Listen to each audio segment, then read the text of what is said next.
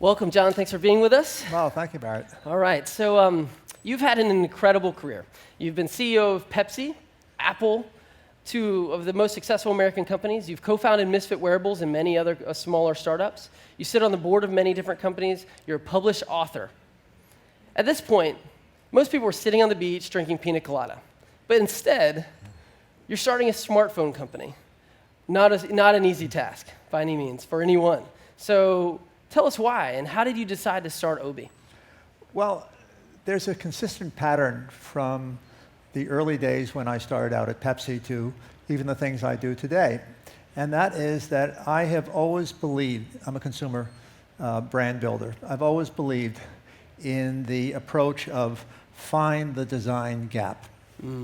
And when I was at Pepsi, I was the youngest marketing vice president at 30.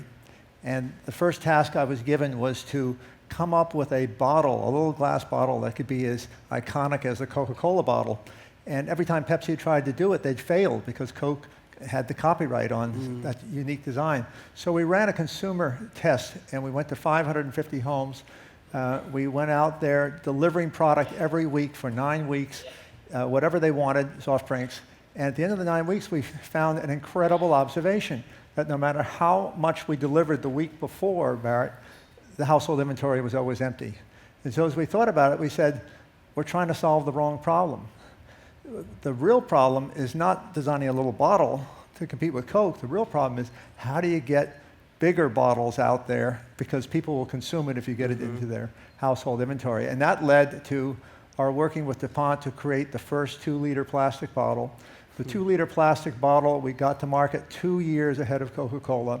We used it to go into new sales channels like mass merchandisers, Walmart, Kmart, drug chains. These were just beginning in those days, like Walgreens and CVS.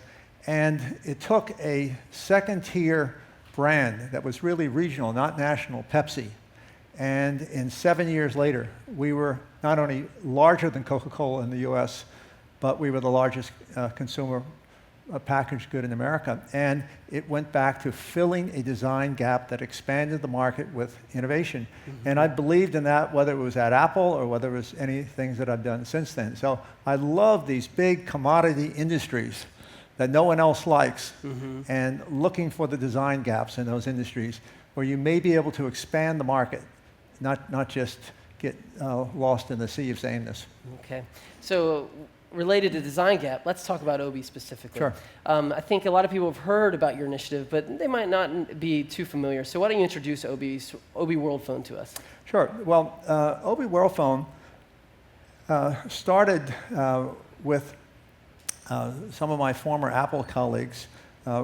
Robert Brunner, who was head of design, hired Johnny Ives, went off and started his own design firm, Ammunition. Best known recently for creating Beats, which was later sold to Apple. And I said, gee, Robert, do you think we could take this commodity industry of smartphones and do something original in design? And by the way, I want to do it at a different price point. And so that was the challenge. We were really excited by the work that Robert Brunner and his team did. We brought them in as equity partners. We didn't just go hire them. And we said, we want to be a Silicon Valley design-led business, and we want to go in and change the rules. And I think the best way to give you a quick perspective of how we think about it would be just to show a little 90-second video that I think sets up why we think there's a design gap with the Obi Worldphone. Okay. If we could run the video. Let's do that. There are millions of people who are doers in life who have incredible ambitions. And our job is to deliver the product that will enable them to do it. Obi Worldphones is a design-led company with beautiful, authentic Silicon Valley original design. Products tend to hold special places in our lives. They're more than just objects, they have meaning, and in many ways, the things we choose to surround ourselves with define who we are. We have no compromise in our cameras, Dolby quality sound, all the things people would expect at the high end, delivered at the greatest possible value. Robert Bruner and I had worked together at Apple, where he led product design, and there's no one I admire more in terms of his ability to make technology beautiful or make it invisible. The entire design experience of the Obie Worldphone has been orchestrated. Everything has been thought through. Everything has been detailed. Everything has been done in a way that just creates a really compelling experience for the people that are using it. Silicon Valley is more than just a beautiful place. It's a culture of creativity where talented minds come together to build the very best products in the world. Design really does differentiate. It really is defining. What we wanted to do was create a beautiful set of tools for a generation that uses mobile technology like never before.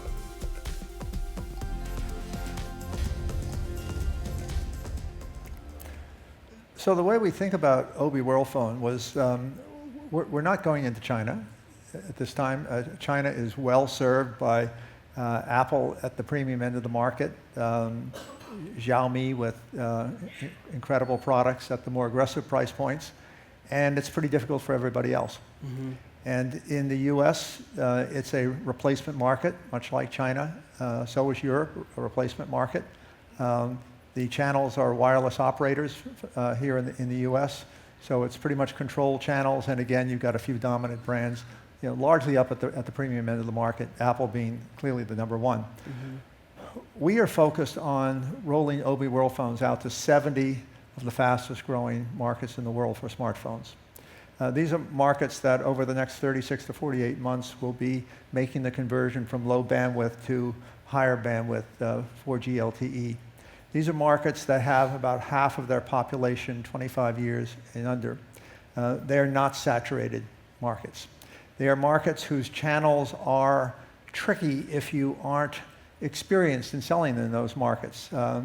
I've been selling in those markets my whole working lifetime. And so we created Obie, spinning it out of a company we have in Singapore, about $1 billion supply chain IT distribution company. So we had a lot of experience of how you run frugal expense organizations in emerging markets, and how do you get to customers with very low cost, even in markets where there's not much e-commerce.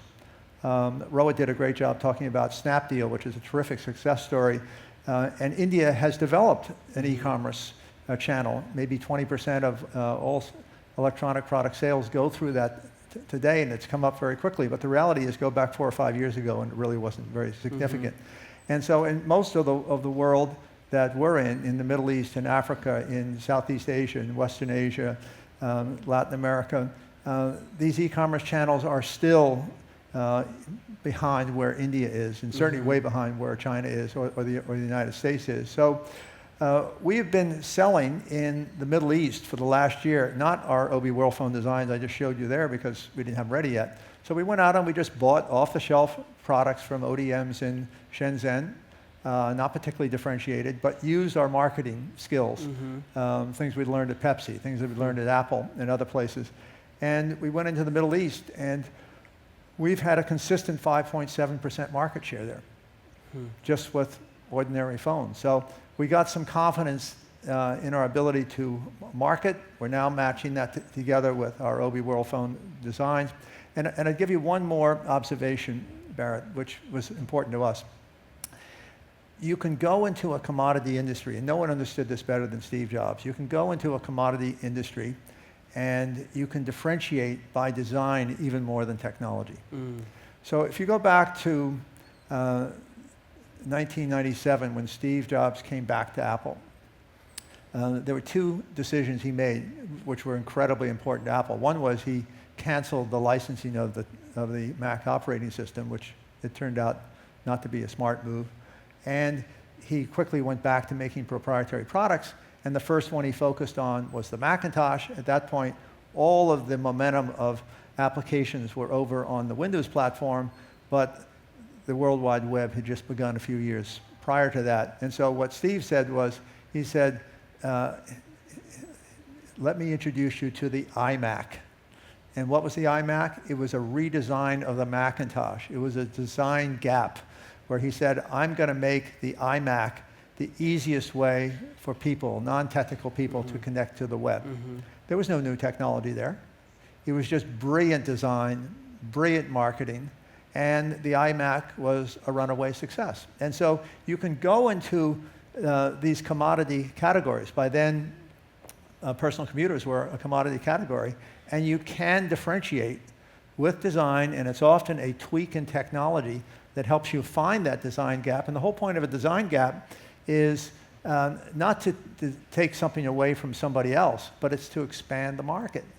And that's what we hope to do with OB Worldphones. We're not trying to displace, Xiaomi or someone else like that. What we're trying to say is we think we can go in and bring differentiated design into these high growth markets and be able to fill the design gap. Okay. Is Obi going to be a smartphone company exclusively, or is it going to expand beyond that? Tell us a little bit about your product pipeline. Well, here's how we think about it.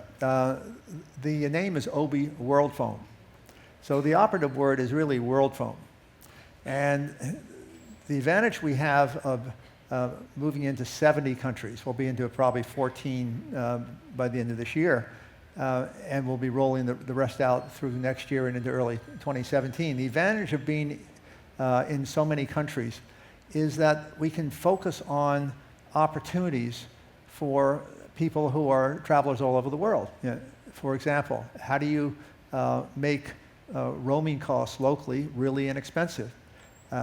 We have dual SIM. How do you, offer solutions so that many people who may have relatives in one country can call back for free from another country? If you go to the Middle East, it's pretty typical. Let's take Dubai. 87% of the people aren't from Dubai. They're from Sri Lanka, they're from India, they're from other parts of the world, Philippines.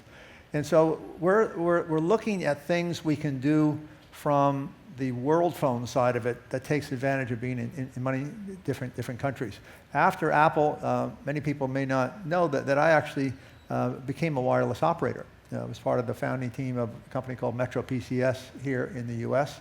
We eventually built it up to a $9 billion company on the New York Stock Exchange, and then it was sold to T-Mobile. By the way, that was filling a design gap, and it became part of expanding what is now T-Mobile's very aggressive strategy against other wireless carriers, and it's still marketed as the standalone brand Metro PCS. And so I've been interested for a long time in MVNO services and other types of things you can do from the service side. So you can only do so much with technology. We're on the Android platform. Google has pretty strict rules what you can do with the UI. You can tweak the UX a bit, but the reality is that you really have to do it with design, and you can start to do it with services. And so we think the things we can do with Worldphone can help us expand. But we're not planning, just to be clear, we're not going into other. We're not going to introduce an OB personal computer, for example. Okay. All right. So considering the high-end specs of the OB Worldphone and then also the very low price point, it begs the question: is it sold at a profit? And then also, do you plan to monetize through other methods as well, services or apps?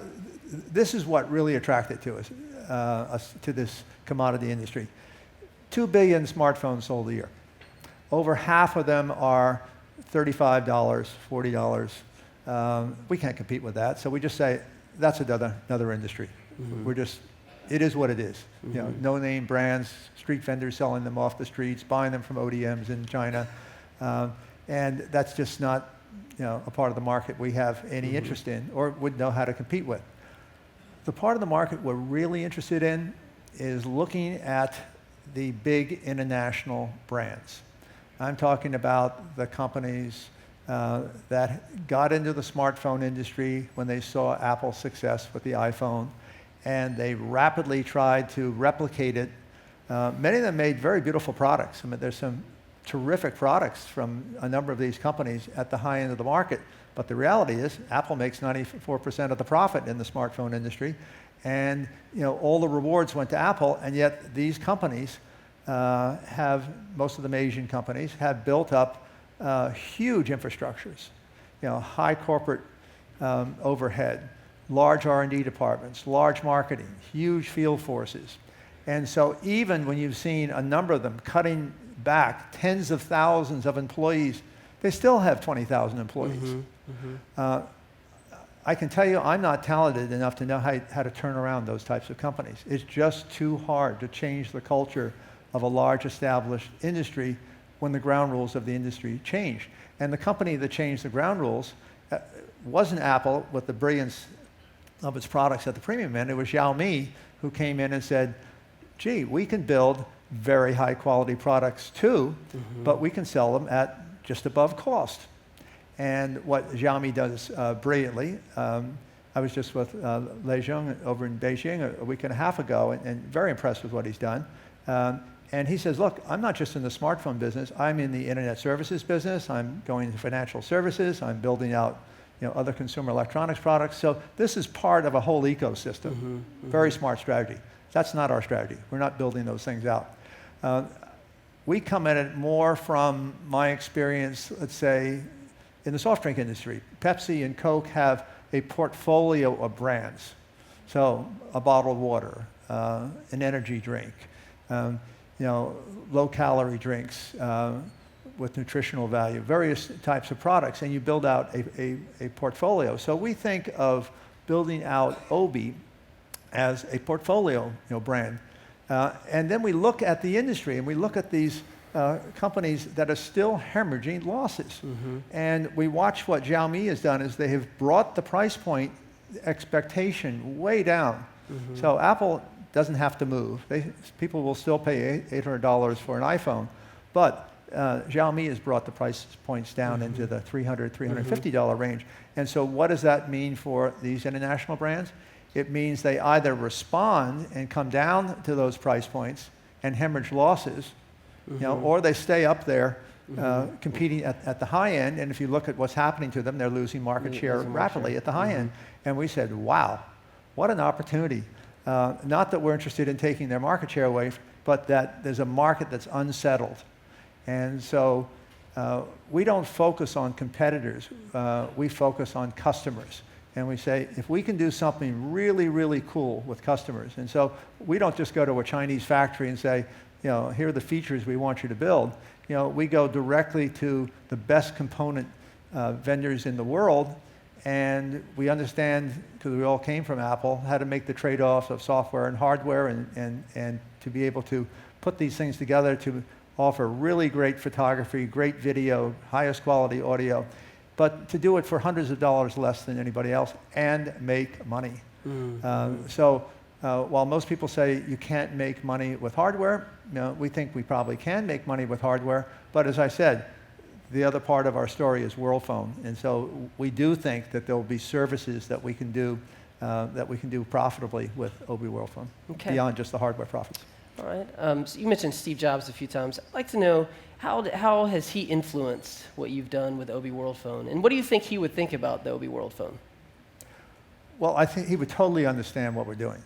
Now, whether he'd like it or not, Steve has his own point of view on taste, and he had impeccable taste. I mean, let's remember that he was brilliant at it. I mean, Steve would look at a commodity category, take MP3 players. Everyone said, how could anybody make money with an MP3 player? Apple was not first to market, but Steve came out with iPod. It was actually Tony Fadell, who I worked with for years at Apple, who ended up designing the iPod.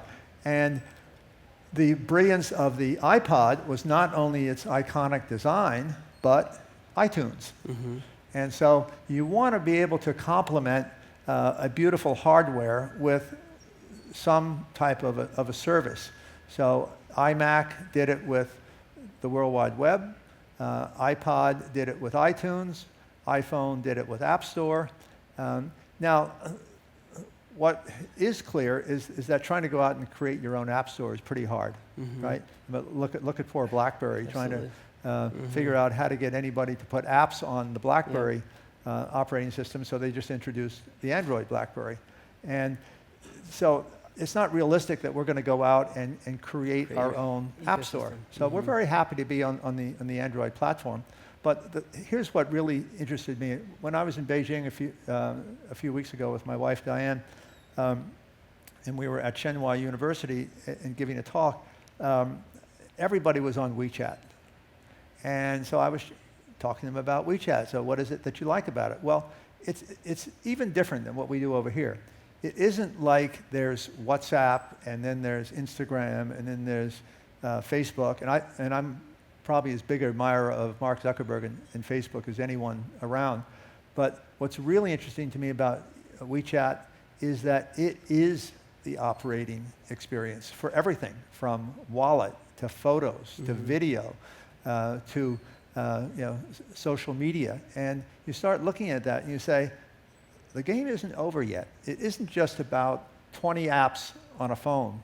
It's about an experience that people become, trusting and wanting to use all the time. So my goal with OB Worldphones is to, first demonstrate that we can build beautiful, iconic products from Silicon Valley and a steady flow of, roadmap of flow of products. Show that we can implement in the marketplace. Show that we can get, real revenue from it, and then start to look around, and say, excuse me, who can we work with?